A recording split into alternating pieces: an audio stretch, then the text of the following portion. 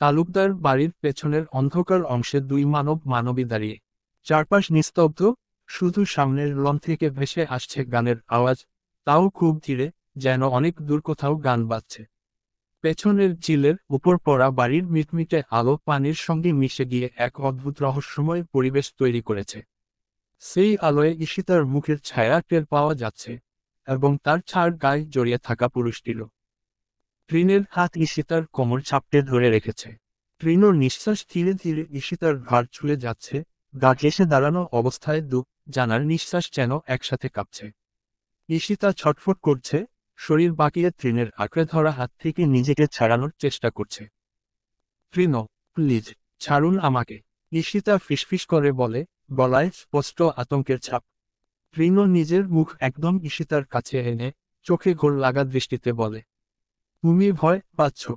কণ্ঠে এক ধরনের শীতলতা, যেন মৃদু উত্তাপের আড়ালে হিমশীতল ইঙ্গিত লুকিয়ে আছে। তুমি জানো, ভয়টাই আসলে সবচেয়ে সুন্দর নেশা। ভয় পেলে মেয়েরা সত্যি কথা বলে। ঈশিতা কাঁপতে থাকে, ঠোঁট শুকিয়ে আসে তার। হাত বাড়িয়ে ট্রিনের বুক ঠেলে সরাতে গিয়ে বলে, আপনি এইটা ঠিক করছেন না। এতগুলো লোক এখানে, আপনি পাগল হয়ে গেছেন।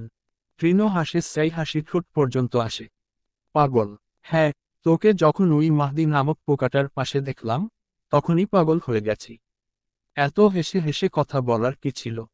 ট্রিনের আঙুল ঈশিতার চিবুকের নিচে এসে থামে, আলতো করে মাথা তোলে ঈশিতার।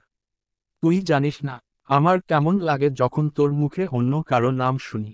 তুই জানিস না, কারো চোখে যদি তোকে দেখি, আমি কেমন হতে পারি। ঈশিতা থেমে যায়, শরীর জমে যায় ট্রিনের কথায়।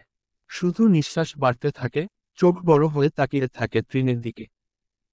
এদিকে তৃণ ঈশিতার মুখটা নিজের হাতের মুঠোয় ধরে উঁচু করে, নিজের কপাল এগিয়ে গিয়ে ঠেকিয়ে দেয় ঈশিতার কপালে। এক মুহূর্তের জন্য নিঃশব্দতা, ঈশিতাও তাকিয়ে আছে তৃণর চোখে, আর তৃণ গভীর গলায় বলে ওঠে, তোমাকে সুন্দর লাগছে ইস্যু। আমার যেখানে বেহাল দশা, সেখানে তুমি অন্য ছেলের সাথে কথা বলতে পারো কিভাবে? আমি কিন্তু আমার জিনিসে কারো নজর সহ্য করব না। রিনোর কণ্ঠে এমন এক দমবন্ধ করা মালিকানা যে ঈশিতা নিজেই কেঁপে ওঠে। গলার নিচে কেঁপে ওঠে চিবুক, শিরদাঁড়ায় বয়ে যায় ঠান্ডা একটা শিরশিরানি। তবুও ঈশিতা চুপচাপ মাথা নাড়িয়ে বুঝিয়ে দেয়, আর না, সে আর কোনো ছেলের সাথে কথা বলবে না। সে শুধু তৃণর। তৃণর ঠোঁটে ফুটে উঠে ঠান্ডা একটা হাসি, সন্তুষ্ট এক হিংস্র স্নেহ। এক মুহূর্তে তৃণর শক্ত করে ঈশিতাকে নিজের বুকে জড়িয়ে ধরে, এক হাতে পেছনে থেকে ওকে চেপে রাখে বুকের সাথে, অন্য হাতে মুখটা উঁচিয়ে ঈশিতার গালে পরপর কয়েকটা চুমু বসিয়ে দেয়, নরম কিন্তু জেদি, উন্মাদনা মেশানো চুমু। ঈশিতা আর নিজেকে সামলে রাখতে পারে না, জোরে চাপটে ধরে তৃণর পাঞ্জাবিটা, যেন সেখানেই আশ্রয় খুঁজে নিচ্ছে, যেন এর বাইরে কিছু নেই তার জন্য। ভয়ে, ভালোবাসায়, দখলের কাছে নিজেকে সঁপে দেয়। এইদিকে তৃণ জড়িয়ে ধরা অবস্থায় পাঞ্জাবির পকেট হাত ঢুকিয়ে কাঁচা ফুলের গাজরা বের করে। ঈশিতাকে শক্ত করে জড়িয়ে ধরা অবস্থাতেই পিঠের দিক দিয়ে চুলে আলতো করে গাজরাটা পরিয়ে দেয়। নরম ফুলের গন্ধে ভরে যায় চারপাশ। ঈশিতা শ্বাস নিচ্ছে ধীরে ধীরে, পাঁজরের ভেতর কাঁপছে বুক, তৃণর ছোঁয়ায় নিজেকে হারিয়ে ফেলছে, আস্তে আস্তে, কিন্তু স্বেচ্ছায়। তৃণর এমন ছোট ছোট পাগমালির জন্যই ঈশিতা তৃণকে ভালোবাসে, বারবার প্রেমে পড়ে। তৃণ ঈশিতার গাল ঘেঁষে ফিসফিস করে বলে, ভুলেও কারো দিকে তাকাবি না। প্রয়োজনে তোকে চুমু খাবো সময়ে অসময়ে, যাতে পুরো দুনিয়া ভুলে গিয়ে শুধু তৃণ নামটা মনে রাখবি। তৃণর এমন বাচ্চামো কথাই ঈশিতা চোখ বন্ধ করে মাথা রাখে তৃণর বুকে। বুকে মাথা রেখে ধীরে শুধায়, ভালোবাসি আপনাকে তৃণমূল। তৃণ আর ঈশিতা এরই মধ্যে কান্নার আওয়াজ শুনতে পায়। দুজনেই থমকে দাঁড়ায়, একে অপরের দিকে তাকিয়ে কৌতূহলে একসাথে বাড়ির পেছনে থেকে তালুকদার বাড়ির দিকে এগিয়ে যায়। ঈশিতার মুখে উদ্বেগের রেখা, তৃণের গলা শুকিয়ে আসে, কিছু একটা ভয়ঙ্কর আন্দাজ করে। অন্যদিকে ডেকোরেশনের জায়গার ঠিক হলুদ সন্ধ্যার স্টেজের সামনে, সব আলোর শোভা আর রঙিন শব্দ থেকে একটু দূরে, এক কোণে রোকসানার কোলের উপর নিস্তেজ অবস্থায় পড়ে আছে ইচ্ছে। গোল গোল চোখে ছোট খরগোশটা ইচ্ছের আশেপাশে ঘুরপাক খাচ্ছে, একবার ইচ্ছের গা ঘেঁষে বসছে, একবার আবার নাক দিয়ে ঠেলে দেখছে, যেন বুঝে নিতে চাইছে কেন তার প্রিয় মানুষটা নড়ছে না। রোকসানার চোখ ফেটে পানি গড়াচ্ছে।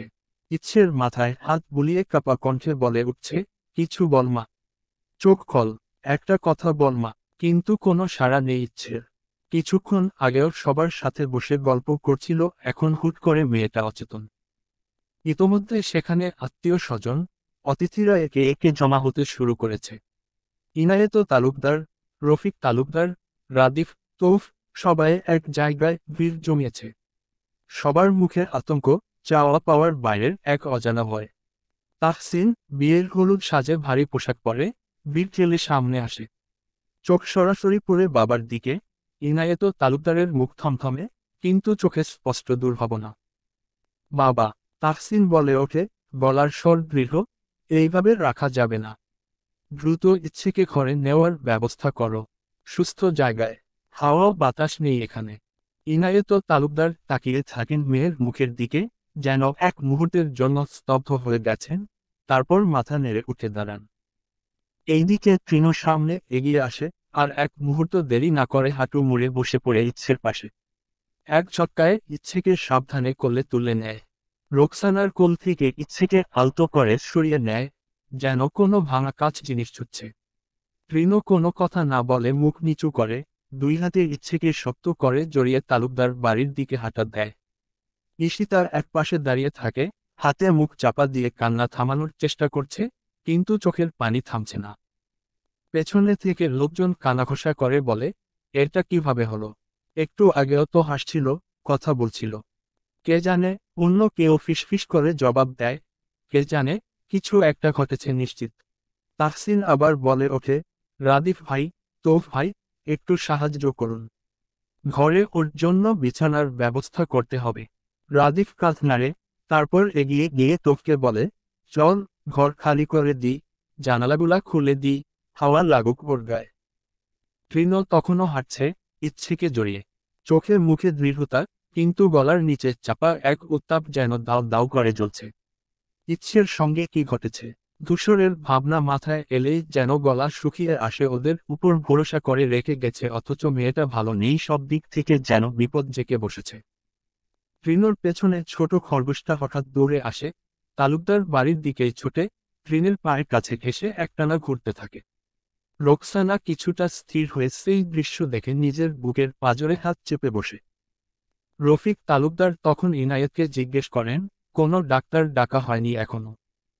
ইনায়েত তালুকদার মাথা নেড়ে বলেন, তাহসিন তো আছে, এখনই দেখছে, ইচ্ছেকে, চিন্তা করিস না। ঈশিতা তখন রোকসানার পাশে এসে বসে পড়ে, হাত ধরে রাখে চুপচাপ। কান্নার শব্দ, নিঃশব্দ প্রার্থনা, আর শঙ্কায় মোড়া মুহূর্ত, সব মিলিয়ে সময় যেন থেমে গেছে। Em dash, em dash. Rafiq Talukdar থম মেরে বসে আছে, যেন সমস্ত শরীরটা পাথর হয়ে গেছে। তার পাশে ইনায়েত তালুকদার, চোখ দুটো বিস্ফারিত হয়ে আছে, মুখে কোনো ভাষা নেই। দুই ভাই যেন অবাকের চূড়ান্ত পর্যায়ে পৌঁছে গেছে। কোনো শব্দ নেই, নিঃশ্বাস পর্যন্ত ঠান্ডা হয়ে আছে ঘরের ভেতর। অথচ সেই স্তব্ধতার মাঝেও এক কোণে দাঁড়িয়ে, মুখে হঠাৎ উদ্ভট হাসি নিয়ে একা একা মেতে আছে হৈমন্তী। হাসছে সে, হেসেই চলেছে, যেন সেই একমাত্র বুঝেছে কি ঘটেছে, বাকিরা কেবল ছায়া। ঘড়িতে রাত ঠিক 12টা। বাড়ির পেছনের অংশে তাহসিনের গায়ে হলুদের সব আয়োজন গুটিয়ে নেওয়া শেষ। চারপাশে অনুষ্ঠান শেষে হালকা গুঞ্জন চলছে, কেউ বিদায় নিচ্ছে, কেউ আলতো গলায় কথা বলছে। অথচ এই পুরো প্রেক্ষাপটের একপাশে, ইচ্ছের ঘরের দরজার কাছে দাঁড়িয়ে আছে গার্ডদের মতো চারজন পুরুষ, তৃণ, তূর্ণ, রাদিফ, তৌফ। চারজনের চোখে মুখে এক ধরনের খুশির ঝলক থাকলেও ভেতরে ভেতরে একটা অজানা সংকোচ আর দুশ্চিন্তার ছায়া যেন ঘনীভূত হচ্ছে। চুপ করে থেকে শুধু একবার চোখাচোখি করছে। তৃণ একটু ঝুঁকে নিচু গলায় বলে, এমনটা তো হবার কথা ছিল না। তূর্ণ ঠোঁট চেপে ধরে কিছু বলার চেষ্টা করেও থেমে যায়। রাদিফ পেছনের দিকে তাকিয়ে নেয়, যেন কারো নজর পড়ছে কিনা যাচাই করছে। তৌফ ধীরে ধীরে বলে, তবে যা হয়েছে, ভালো হয়েছে। এইবার অন্তত ফিরে আসুক ও। উদ্ধৃতি চিহ্ন। ঘরের ভেতরে ইচ্ছের পাশে বসে আছে তাহসিন আর রোকসানা। ইচ্ছের চোখ বন্ধ, শরীর নিস্তেজ। এখনো জ্ঞান ফেরেনি, নিস্তব্ধ মুখের দিকে তাকিয়ে থাকলেও মনে হচ্ছে হাজারটা কথা জমে আছে সেখানে। আর পাশে বসে থাকা রোকসানা, আঁচলে মুখ লুকিয়ে কাঁদছে। এতক্ষণে পুরো পরিস্থিতি তার মস্তিষ্কে আঘাত হেনে গেছে, নিজেকে আর সামলাতে পারছে না। রোকসানা ফুপিয়ে ফুপিয়ে কাঁদছে, দু হাত একবার ইচ্ছের মাথায় বলিয়ে দিচ্ছে, আবার আঁচলে মুখ বুজে কান্না চেপে রাখতে চাইছে। তার কাঁধ কাঁপছে, কান্না একদম গলার ভেতর থেকে বেরিয়ে আসছে। এই বাড়িতে একসাথে দুইটা খুশির খবর এলো, কিন্তু এমন করে। পূর্ণ এবার ধীরে বলে ওঠে, ধূসর কি আসবে? রাদিফ নিচু স্বরে উত্তর দেয়, ও এখন যে অবস্থায় আছে, ঠিক বুঝতে পারছিস না তুই? ওফ একবার ঘরের দরজার দিকে তাকায়, তারপর আবার বন্ধুর মুখে চোখ রাখে। এতক্ষণ চিন মেরে বসে ছিল ইনায়েত তালুকদার। চোখে এক অদ্ভুত প্রশান্তি, ঠোঁটের কোণে আলতো হাসি। হঠাৎ করে নিজের ভেতরকার উচ্ছ্বাস যেন আর ধরে রাখতে না পেরে হেসে উঠে, একটা শান্ত, গভীর হাসি। পাশে বসা রফিক সাহেব চমকে তাকান বড় ভাইয়ের দিকে। ইনায়েত মুখ ঘুরিয়ে রফিকের দিকে তাকিয়ে বলেন, রাফু, আমি দাদু হতে চলেছি। এক মুহূর্ত থেমে, যেন নিজের বলাটা বিশ্বাসযোগ্য করে তোলার জন্য হাসিমুখে আবার বলেন, তোরে মিষ্টি মুখ করায় চল। বাদরটা এত দিনে ভালো একটা কাজ করেছে, কি বলিস? যাওয়ার আগে আমাদের উপহার দিয়ে গেছে। রফিক সাহেবের মুখে বিস্ময়ের ছায়া। মুহূর্তেই তিনিও হেসে উঠে বলেন, আর আমি নানু হচ্ছি ভাই। দুই ভাই একে অপরকে জড়িয়ে ধরেন। এই পুরনো ঘর, পুরনো বারান্দা, পুরনো সম্পর্কগুলো যেন নতুন কোনো আলোয় জ্বলে ওঠে। ইনায়েত হেসে বলেন, সানা, মিষ্টি নিয়ে আয়। সবাই নিচে চলো, আজকে আমাদের খুশির দিন। দুই ভাই সিঁড়ির দিকে এগিয়ে যেতে থাকে, পেছনে ফেলে যায় তাজ্জব হয়ে যাওয়া কয়েক জোড়া চোখ। আশেপাশে থাকা সবাই থমকে তাকিয়ে থাকে ওদের দিকে, যেন এই হঠাৎ ঘোষণা এমন কেউই আশা করেনি। রোকসানা চলে যায় মিষ্টি আনতে, আর বাকিরা কিছুটা চুপচাপ অবস্থায় দাঁড়িয়ে থাকে। এইসবের মধ্যে মুখ খুলে তুলল। নিচু স্বরে ত্রিনকে বলে, ধূসরকে খবরটা জানাতে হবে, ওর জানাটা জরুরি। ত্রিনও মাথা ঝাঁকিয়ে সম্মতি জানায়, হ্যাঁ, জানাতে হবে। পকেট থেকে ফোন বের করে ত্রিন। ডিসপ্লেতে ধূসরের নাম দেখে দ্রুত এসএমএস টাইপ করতে থাকে, Safia is pregnant. You are going to be a father. Your unborn child is about to come into the world. Send বাটনে চাপ দিতেই ফোনটা এক মুহূর্ত থেমে যায়। তারপরই স্ক্রিনে ভেসে ওঠে, ফেইল্ড টু সেন্ড। ট্রিনো আবার চেষ্টা করে, বারবার চেষ্টা করেও একটাও মেসেজ যাচ্ছে না। ট্রিনের কপালে ভাঁজ পড়ে, চুপচাপ দাঁড়িয়ে থাকা রাদিফোর পাশে এসে দাঁড়ায়। চোখ রাখে ট্রিনের ফোনের স্ক্রিনে। কি হলো? ট্রিনো ভ্রুকুচকে বলে, মেসেজ যাচ্ছে না, ফোনটাও কানেক্ট হচ্ছে না। এমন তো কখনো হয় না। রাদিফ শান্ত গলায় বলে, হয়তো ব্যস্ত আছে ধূসর, পরে দেখবে। চিন্তা করিস না। ট্রিনো ম্লান হাসে, হ্যাঁ, হয়তো। রাদিফ তুর্নোর দিকে তাকিয়ে হালকা হাসে। চল, নিচে যাই। এখন ইচ্ছের স্পেস নির, সবাইকে তো সামলাতে হবে। তিনজন ধীরে ধীরে সিঁড়ির দিকে এগিয়ে যায়। উপরে থেকে নিচে নামার সেই যাত্রায় কারো মুখে আর আগের উচ্ছ্বাস নেই। ইনায়েত আর রফিকের খুশি যেমন পুরো বাড়িটাকে আলোয় ভরিয়ে ফেলেছে, ঠিক তেমনি সেই আলোয় কোথাও যেন এক টুকরো ছায়াও জেগে উঠেছে, একটা অদৃশ্য প্রশ্ন, একটা অশান্ত সংকেত। Em dash. আয়নার সামনে দাঁড়িয়ে আছে ইচ্ছে। নিঃশব্দ ঘরের নিঃসঙ্গতাকে যেন ভেঙে দিতে চায় তার থেমে থাকা চোখ। বাহিরে সকালের মিষ্টি আলো চারিদিকে ছড়িয়ে পড়েছে, গতকালের গায়ে হলুদ শেষে আজ তাসিনের বিয়ের দিন। ইচ্ছের দৃষ্টি তখনও দেয়ালের সাথে লাগোয়া আয়নার দিকে স্থির। পরনে ধূসরের সাদা শার্ট, বড় ঢোলা, ধূসরের গায়ের গন্ধ মেশানো সেই শার্টটা ইচ্ছের হাঁটু ছাড়িয়ে গেছে। দুহাতে শার্টটা গুছিয়ে একটু খোলা পেটের দিকে তাকায় সে। খুশি মনে পেটের কাছের দুইটা বাটন খুলে ফেলে। পেটের একটু অংশ এখন দৃশ্যমান। নিঃশ্বাস ফেলতেই বুক থেকে ঢেউ নেমে আসে উষ্ণ, আবেগমাখা পেট অবধি। সেখানে ইচ্ছে পরম যত্নে হাত বুলাতে থাকে। এক দৃষ্টি পেটের দিকে, সেইখানে বাসা বাঁধা কারো অস্তিত্বকে অনুভব করে। তার সেই অসভ্য পুরুষের অনাগত সন্তানের মা হতে চলেছে সে। শরীরে একরকম কাঁপুনি দিয়ে ওঠে, কিন্তু সেটা ভয় থেকে নয়, এক ধরনের আবেশ আর বাস্তবতাকে মেনে নেওয়ার অনুভব থেকে। মাতৃত্ব বুঝি এমনই কিছু, যে অনুভবের কাছে সব আবেগ পরাজিত হয়। এই অষ্টাদশী মেয়ে কেমন একদিন এই বড় হয়ে গেছে, যেন শরীর নয়, আত্মায় এখন ভারী হয়ে উঠেছে। চোখ দুটো নরম হয়ে আসে, ঠোঁটের কোণে অস্পষ্ট হাসি। কল্পনায় এক ধরনের স্বপ্ন খেলে যায়। ধূসর নিজের উষ্ণ হাতে এই পেটটায় রেখে বলছে, এইখানে আমার পৃথিবী আছে। ইচ্ছে কল্পনায় হারিয়ে যায়। হঠাৎ ঈশিতার ডাকে হুঁশ ফিরে আসে। দরজার কাছে দাঁড়িয়ে আছে ঈশিতা, হাতে খাবারের প্লেট, মুখে একরাশ ক্লান্তি, তার মাঝেও চিরচেনা আদর। ইচ্ছে ঈশিতাকে দেখে তড়িঘড়ি করে শার্ট দিয়ে পেট ঢেকে ফেলে, শরীর সোজা করে আয়নার দিক থেকে পেছনে ফিরে দাঁড়ায়। ঈশিতা প্লেট রাখে, চোখ ইচ্ছের দিকে এক মুহূর্ত তাকিয়ে থেকে বলে, দ্রুত খাবার সব ফিনিশ করা চাই। একটু যদি অনীহা দেখেছি মাকে কিন্তু ডেকে আনবো। আমার সোনাদের কষ্ট দিবি না একটুও, বলে দিলাম হু। বলি ঈশিতা মুখ বেঁকিয়ে ইচ্ছেকে টেনে ধরে বিছানায় বসিয়ে দেয়, জুসের গ্লাস এগিয়ে দেয়।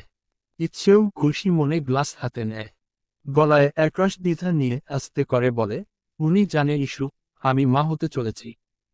ঈশিতার মুখ মুহূর্তে কালো হয়ে আসে। ইচ্ছের মন ভালো রাখার দায় মিথ্যা বলে ওঠে, ভায়া অনেক খুশি। ইচ্ছে দ্রুত তোর সাথে কথা বলতে চায়, আর বাড়ি আসবে খুব তাড়াতাড়ি। ইচ্ছে কিছু বলে না, কয়েক মুহূর্ত চুপ থেকে জিজ্ঞেস করে, তুই মিথ্যা বলছিস না তো? ঈশিতা কাপা কণ্ঠে বলে, না তো। ইচ্ছে গলা নামিয়ে ফেলে, ঠোঁট কেঁপে ওঠে। তারপর গলা ধরে যায়, আমি জানি উনি ফোন ধরেনি, আমাকে মিথ্যা আর বলতে না। বলি হঠাৎ করে কাঁদতে শুরু করে ইচ্ছে, গলা ধরে আসে, চোখের পানি গড়িয়ে পড়ে গাল বেয়ে। ঈশিতা মুখ শক্ত করে বসে পড়ে পাশে, দুই হাত দিয়ে ইচ্ছের হাত ধরে বলে, তুই এখন কাঁদবি না প্লিজ, তোকে কাঁদতে দেখলে আমিও কাঁদব। তুই জানিস না তুই কত শক্ত, তুই একা না, আমরা সবাই আছি। ইচ্ছে শুধু কাঁদে, বুকে একরাশ বোঝা, চোখে না বলা কত কথা। আর ঈশিতা ফুপিয়ে ওঠা ইচ্ছেকে বুকের মধ্যে টেনে নেয়, এক বোন আরেক বোনকে শক্ত রাখে, যদিও তারা দুজনেই জানে এই মুহূর্তে তাদের অসহায়তাই সবচেয়ে বেশি সত্যি। এইদিকে তাহসিন ধীর পায়ে ঘরে ঢুকে, হাতে মেডিসিন। ঢুকেই যা দেখে, চোখ মুহূর্তে রক্তিম হয়ে ওঠে। ইচ্ছে আর ঈশিতা একসাথে বসে, ইচ্ছে ঈশিতাকে জড়িয়ে ধরে কাঁদছে। দুজনার কান্নার সুর যেন একসাথে মিলিয়ে গেছে, নিঃশব্দ অস্থিরতায় ছড়িয়ে পড়েছে ঘরের কোনায় কোনায়। এই তোরা এইভাবে কাঁদছিস কেন? কোনো জবাব আসে না। তাহসিন দম নিয়ে কড়া স্বরে বলে ওঠে, চুপ করো দুজনা, এখন কান্না করলে ওর শরীর আরো খারাপ হবে। তাহসিনের কণ্ঠের কঠোরতায় কাজ হয়। ঈশিতা মুখ নিচু করে, চোখ মুছে ধীরে ধীরে উঠে দাঁড়ায়। ইচ্ছেও কাঁপতে থাকা ঠোঁট কামড়ে ধরে কেবল চোখ বন্ধ করে বসে থাকে। তাহসিন গম্ভীর চোখে ঈশিতার দিকে তাকিয়ে বলে, তুই এখন বাহিরে যা, ওর সাথে আমার দরকার আছে। ঈশিতা কিছু বলতে গিয়েও চুপ থেকে ঘর থেকে বেরিয়ে যায়। ঈশিতার পায়ের শব্দ মিলিয়ে গেলে তাহসিন ট্রেটা বিছানার পাশে রাখে। তারপর ইচ্ছের সামনে এসে নরম স্বরে বলে, খাবারটা শেষ কর, তারপর মেডিসিন নিতে হবে। ইচ্ছে কথা না বলে নিঃশব্দে হাত বাড়ায়। তাহসিন নিজে হাতে খাইয়ে দেয়, একে একে চামচে করে। একটুও বিরক্তি নেই চোখে মুখে, বরং এক অদ্ভুত স্থিরতা।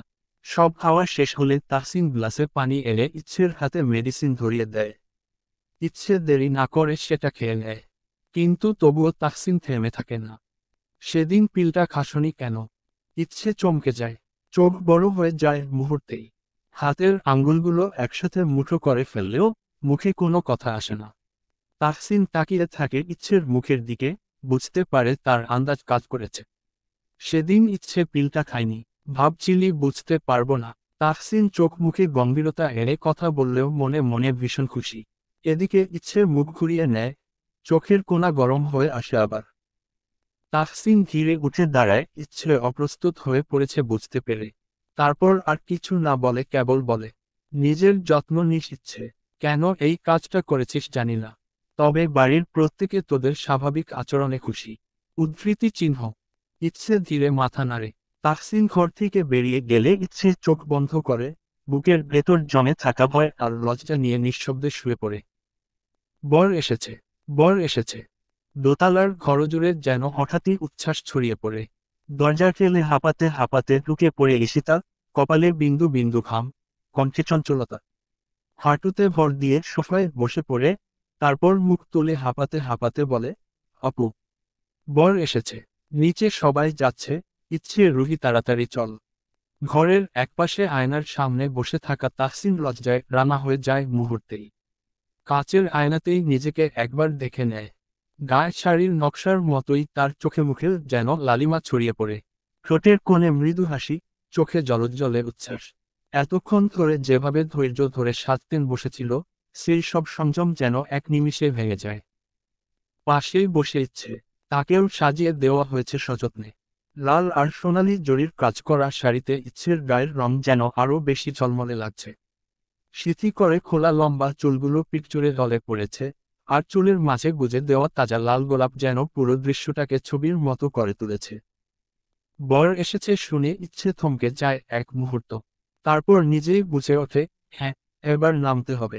রুহি হাত বাড়িয়ে দেয়, ইচ্ছে রুহির হাত ধরে উঠে দাঁড়ায়। চোখে মুখে আনন্দ, কিন্তু কোথাও যেন এক টুকরো অজানা কাঁপুনি লুকিয়ে।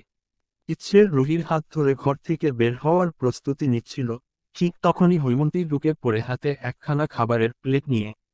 দুজনকে দেখে একটু ভ্রু কুঁচকে তাকায়, তারপর না কিছু বলেই ইচ্ছের হাত ধরে টেনে নিয়ে গিয়ে তাহসিনের পাশে বসিয়ে দেয়। হৈমন্তী নিচু হয়ে তাহসিনের চোখে চোখ রেখে মৃদু স্বরে বলে, বিয়ের কাজ সম্পূর্ণ হতে অনেক দেরি হবে, এখন একটু খেয়ে নে।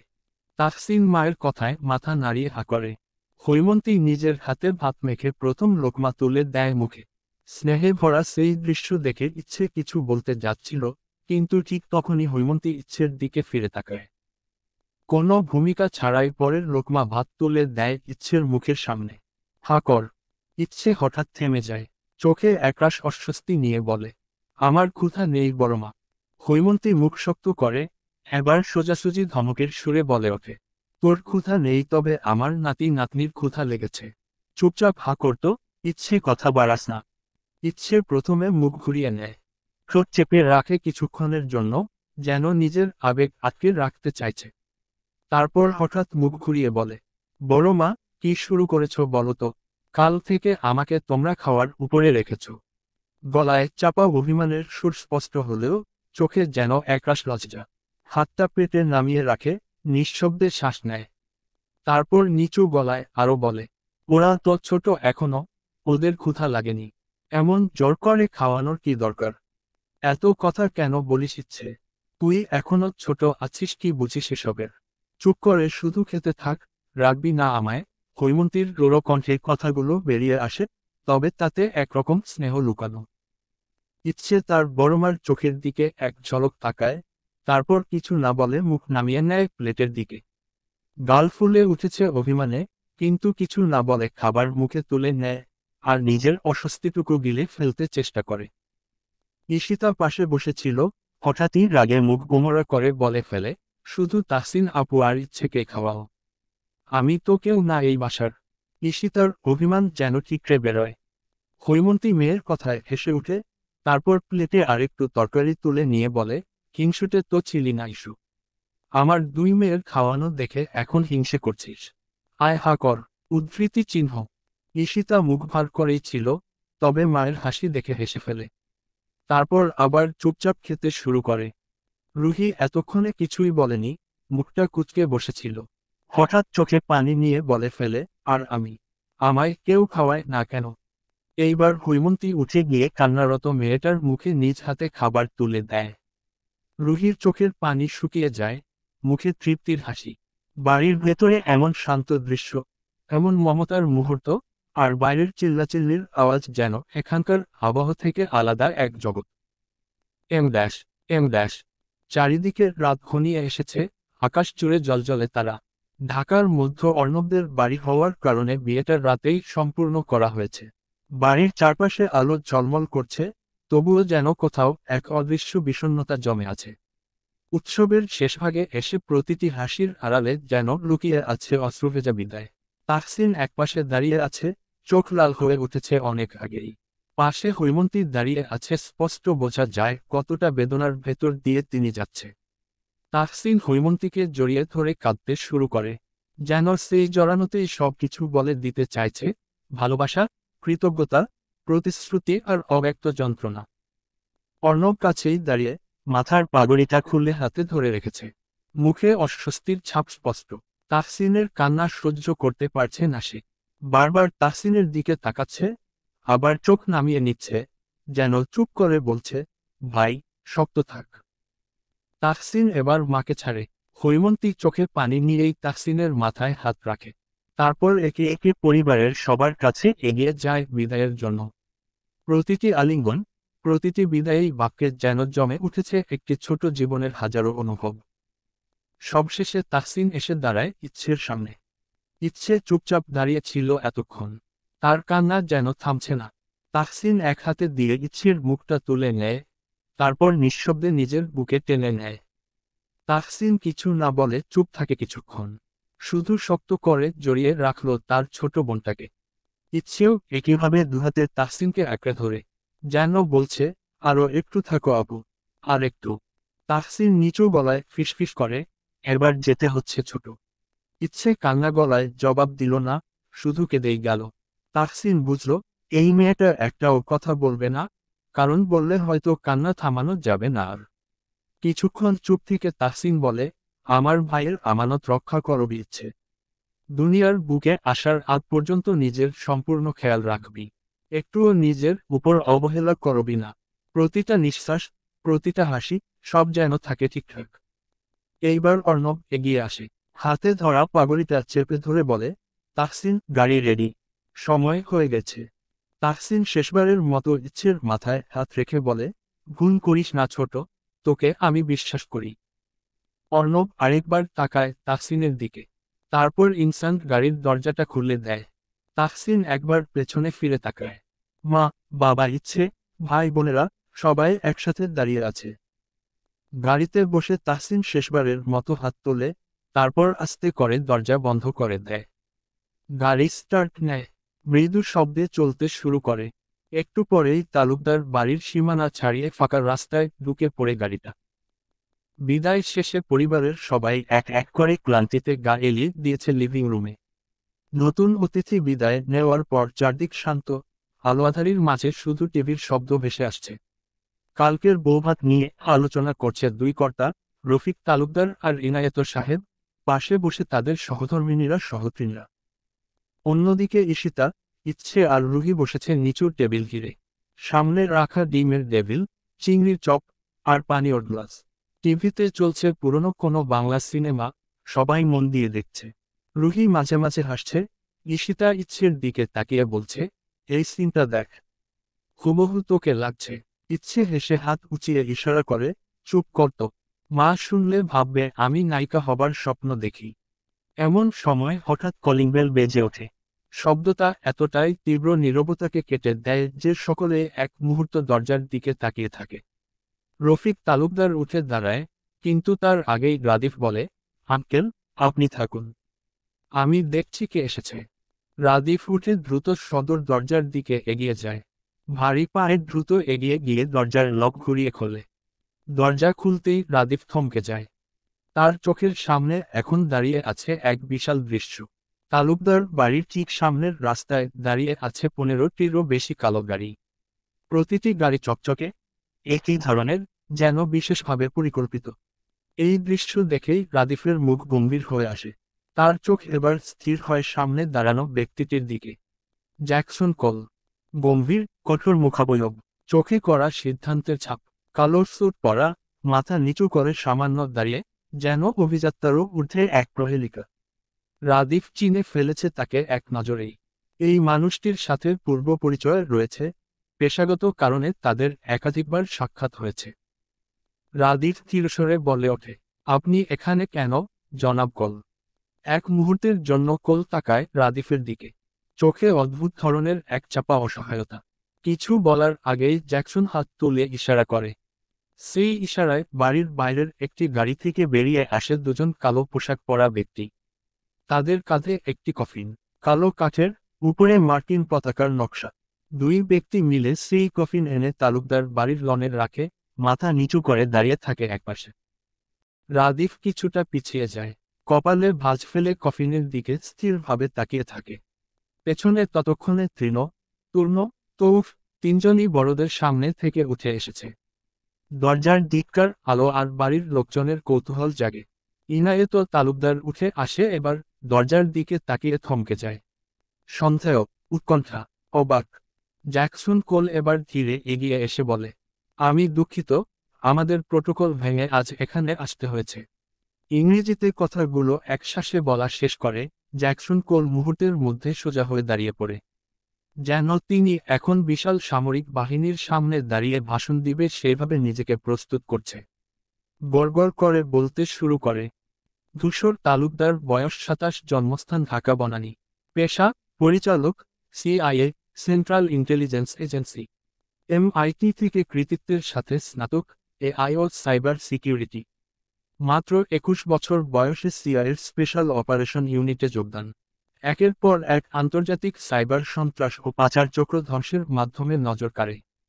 26 বছর বয়সে প্রেসিডেন্টের বিশেষ মনোনয়নে সিআইএ ডিরেক্টর হন, ইতিহাসের সবচেয়ে কম বয়সী এবং প্রথম এশিয়ান আমেরিকান হিসেবে। ধূসর তালুকদার সম্প্রতি একটি গোপন রিপোর্ট পান। বাংলাদেশ মায়ানমার সীমান্ত দিয়ে আন্তর্জাতিক নারী ও মাদক পাচার চক্র, যার মূল ঘাঁটি নিউ ইয়র্ক ও কক্সবাজারে। সিআইএর তথ্য অনুযায়ী এই চক্রে জড়িত কিছু প্রাক্তন সেনা অফিসার, রাজনীতিক এবং আন্তর্জাতিক চোরাকারবারি। এই চক্রের নেটওয়ার্ক যুক্তরাষ্ট্রের 3টি শহর ও বাংলাদেশের 4টি জেলা জুড়ে বিস্তৃত। তার বাংলাদেশ আসার মূল লক্ষ্য ছিল অভিযান চালানো, তবে পরপর কয়েকবার চেষ্টায় তিনি গ্যাংটার লিডারকে ধরতে সক্ষম হলেও পরে জানতে পারেন আসল দাবার চাল আমেরিকা থেকে দেওয়া হয়েছে। যাদের আটক করা হয়েছিল সে ছিল দাবার একটা অংশ। এজন্য তাকে দ্রুত সিআইএ ফিরতে হয়, ওনার 6 মাসের ছুটি ক্যান্সেল করে।